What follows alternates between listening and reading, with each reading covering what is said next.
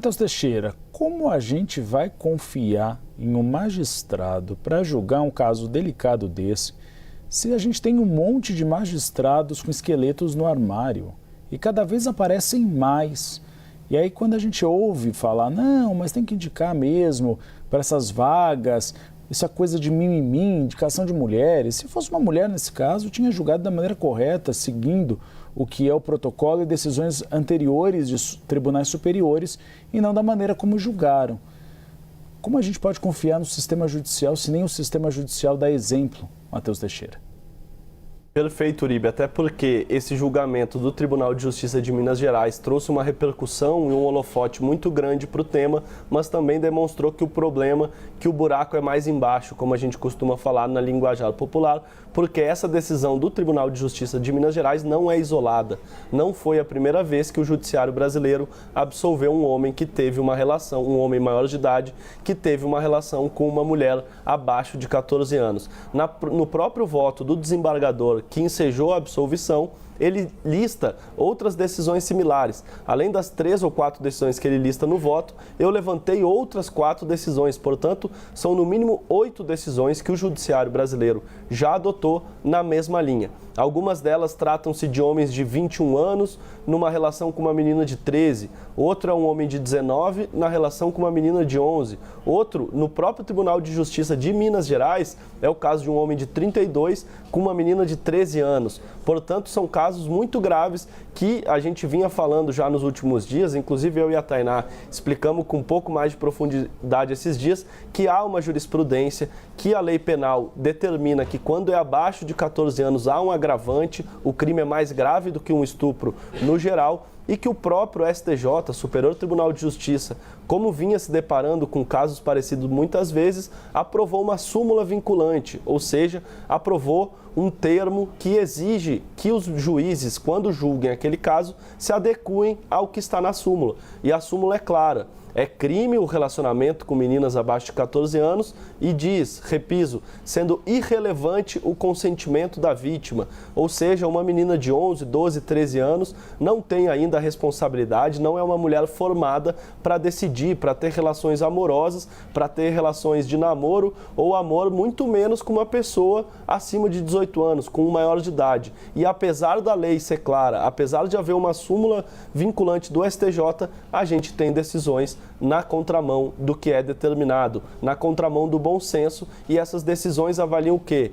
Que a gente vinha falando, eu e a Tainá, que há um distinguish. Isso é uma linguagem jurídica, um termo em inglês muito usado no judiciário para casos em que há uma superação da jurisprudência.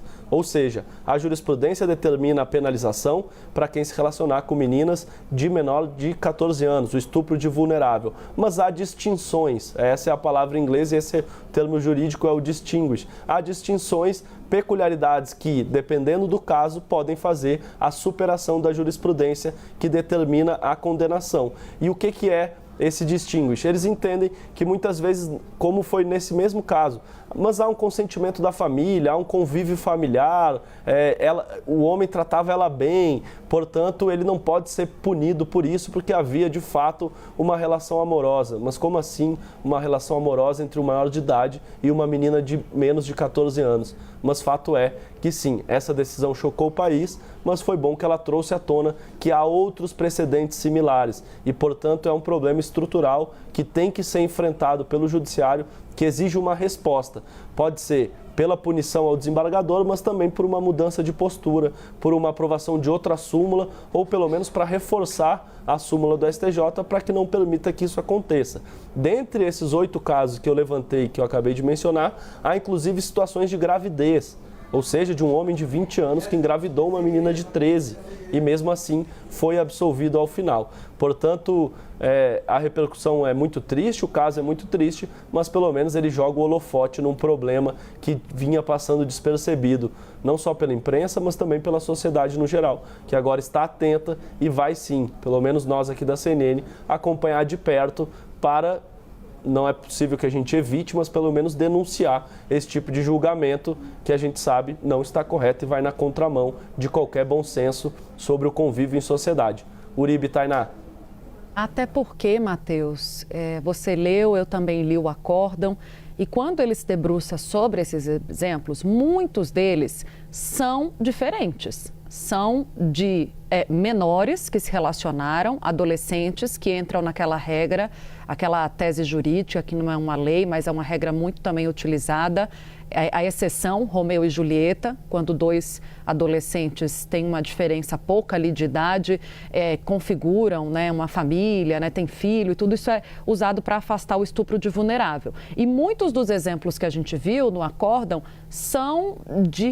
não tem uma diferença tão grande. São, claro, adolescentes menores de 14 anos, mas são de jovens ainda assim, não é? Um homem adulto, nesse caso, é uma criança de 12 anos de idade, ainda considerada uma criança.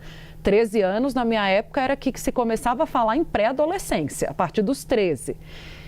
E um homem de 35, é uma diferença abissal de idade entre os dois, que tentou-se aí fazer um malabarismo, esse magistrado, para tentar encaixar nessa regra no distinguish, se valendo desses exemplos que são, na verdade, muito diferentes do caso julgado.